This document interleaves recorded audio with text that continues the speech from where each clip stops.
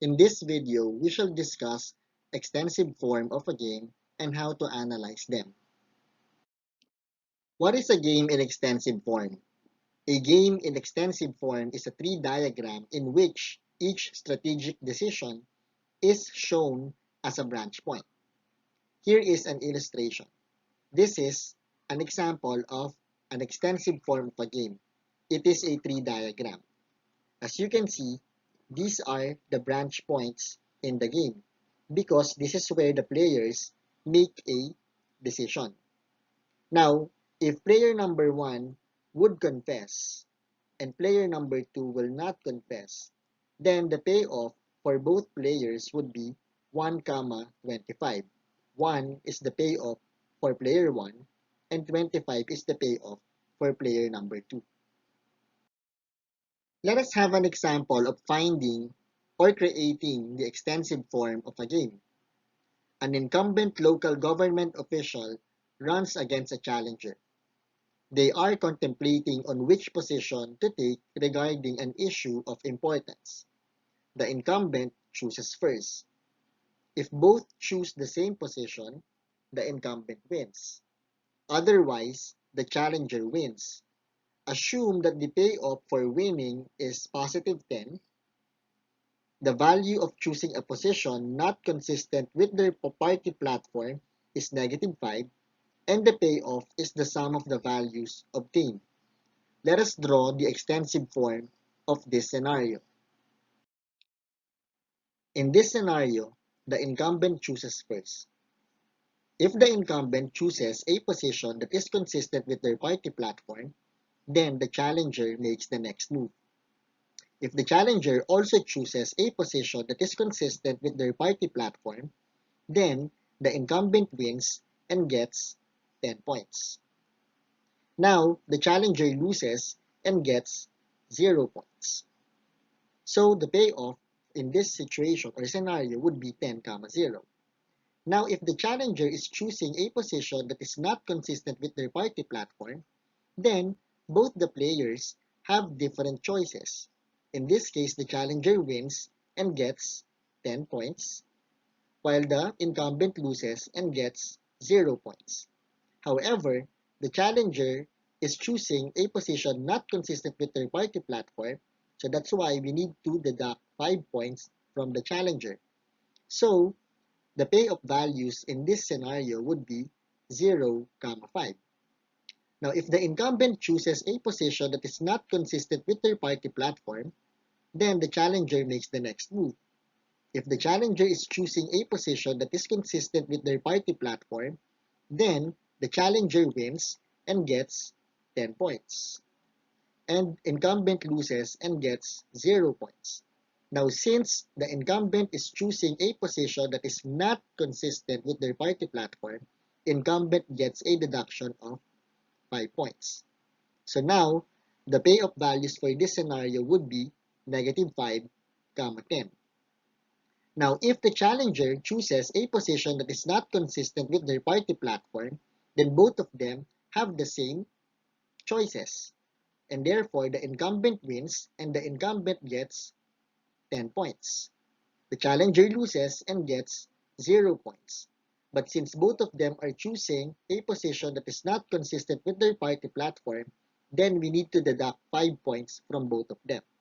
So the payoff value in this scenario would be positive 5, negative 5. So this is the extensive form of the scenario in this example. Extensive form games are suitable in analyzing sequential games. In analyzing games in extensive form, we break down the tree diagram to form subgames. What is a subgame? A subgame includes a decision point and all the other parts emanating from it. Let us consider a game whose extensive form is given as follows. Let us determine all the subgames of this game tree. Now, this game tree has 3 decision points, and it is illustrated as follows. So in this case, there would be 3 subgames in this scenario. This is the first subgame. So we shall include the decision point for player number 2 and all the parts that emanate from it.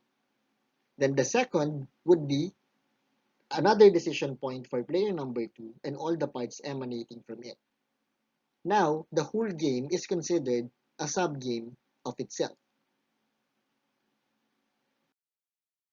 To analyze the extensive form of a game, we shall use the backward induction method. Here are the steps. First, we solve the subgames at the last stage in each branch to reduce the game into a smaller one. Second step, we repeat this until all the subgames have been solved. And third, the resulting tree diagram gives the equilibrium solution. Let us illustrate the backward induction method using the following game in extensive form. Now observe that in this game there are two players. Player 1 makes the first move, followed by player number 2. Each of them will have two choices, either to invest or not. Now according to the backward induction method, we shall solve the game at the last stage. So for the following subgame here, if player number 2 would invest, player 2 gets negative 400. If player 2 will not invest, player 2 will get 0. And 0 is better than negative 400. So in this case, player 2 will not invest. So we shall remove the option of investing for player number 2. Now, for the other subgame of player number 2, if player 2 invests, player 2 gets 200. And if player 2 does not invest, player 2 gets 0. Now in this case, 200 is better than 0.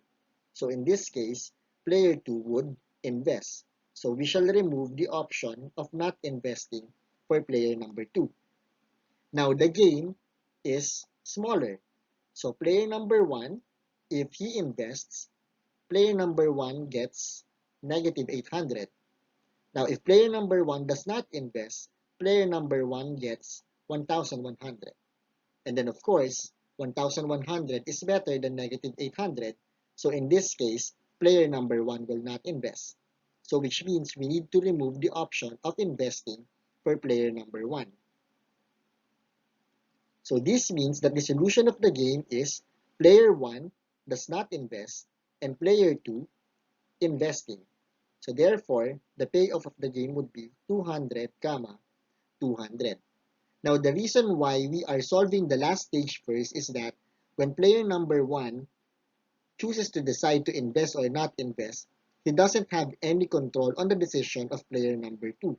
So that's why we need to solve for the decisions of player number 2 first before solving the decision of player number 1.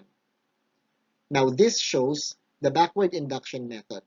And this ends our video for game theory. The next video, we will discuss another area of mathematics under decision making, which is social choice theory.